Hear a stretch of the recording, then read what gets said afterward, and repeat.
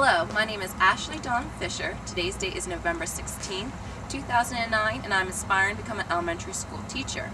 On the CD, you will have a chance to watch me teach a lesson to my 6th grade students. Currently, I'm a student teacher at Rydal Elementary East in the Abington School District.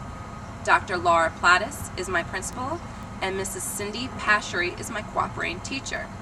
Before you watch me teach a lesson to my 6th grade students, I'd like to provide you with a little background information about myself. For the past 10 years, I've worked at TGI Fridays as the head hostess, training and validating all new staff members. In the year 2005, I graduated from Temple University with my biology BS degree. A few months later, I was hired to work at National Medical Services, which is a forensics lab. Here, I performed PAD, chlorides, and S extractions. After approximately 2 years of service, I decided it was time for a career change. I was looking for a job that would be a little more family-oriented for myself. Therefore, in the year 2007, I enrolled myself into the Masters of Education program at Arcadia University. During my student teaching experience, my cooperating teacher and I spent many weeks discussing Egypt.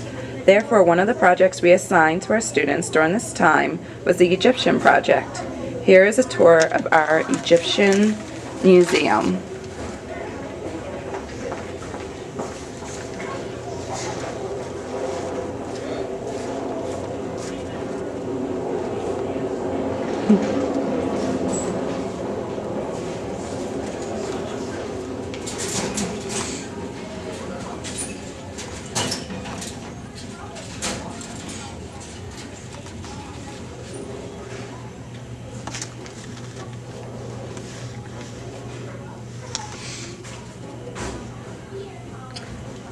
This was a board game that one of my students created called Race to the Tomb.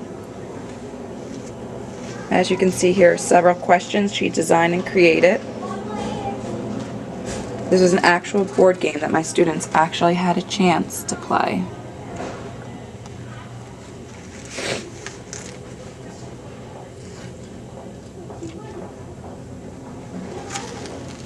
This is another board game.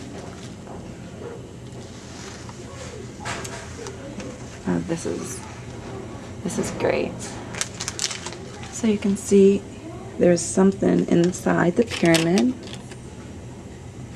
We discussed pyramids were tombs for pharaohs.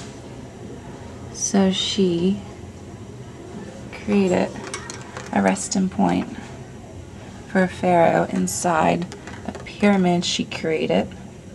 She says she got all the materials from Michael's. It's such a wonderful job that we created a museum tour in our school so that all the students would have a chance to view their projects.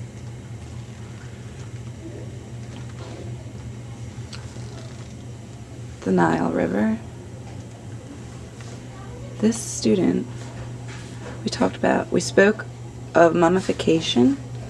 He actually mummified his sister's baby doll.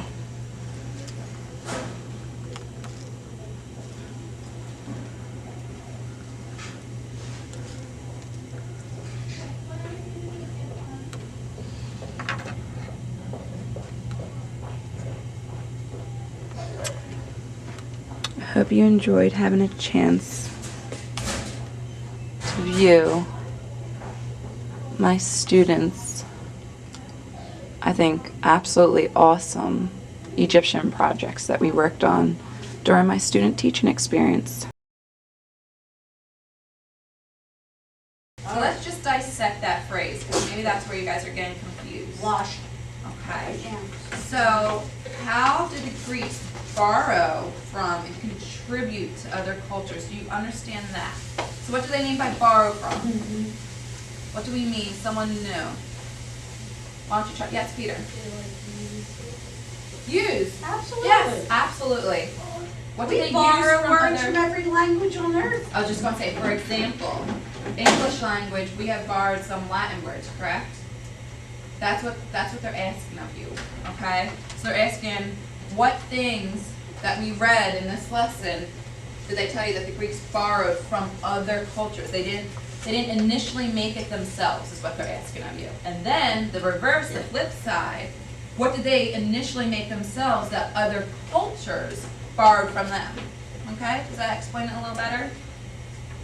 So Sophie, the key, just so you guys understand how she realized that the Greeks didn't initially make it, if you look what the sentence said, adapted. They adapted, which means it wasn't their own first. Okay, because you're adapting someone else's. Okay? What's another one? So in last unit, Unit 1, we discussed Buddhism, correct? So we previously discussed, what'd you say, the practice of what? And what's that mean? The practice of many gods, believing in many gods. So did the Greeks also believe in many gods? Yes. Were they the first to believe in many gods? Okay. So now let's look on the flip side, the second question. What are two things that the ancient Greeks contributed to our culture today? Okay. Austin. Oh, yeah, Olympic Games. Neil. Storytelling. Story. Perfect. And actually, that's a link, a curriculum link to Right Now in Language Arts. What are we discussing? Fairy tales. Okay. And what are we discussing with myths were passed down how originally? Originally, when people were discussing, go ahead, fairy tales, how were they originally passed down? Through storytellers. So orally, correct? Good. Good. Good job. Comedies and drama. Yep. Good. Very good. Okay. So you guys understand this worksheet a little better? We're going to actually discuss a lot that was on this worksheet a little more in detail through the PowerPoint presentation I made for you guys, okay?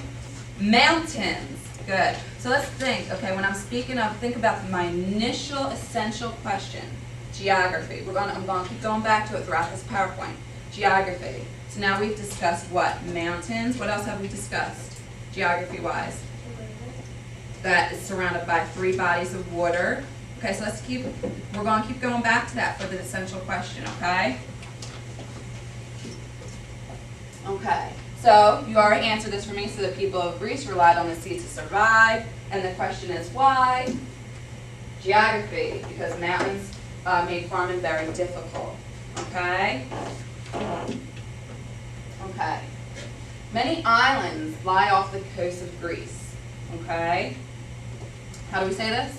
Okay. Okay, so the Minoans lived on Crete until what? So remember, a picture is worth 1,000 words. What's this, you guys? Someone new. Christiana. A tidal wave, which is what? A vocabulary word in this lesson. What's the vocabulary word? I see a lot of hands. Weston. Tsunami. Perfect.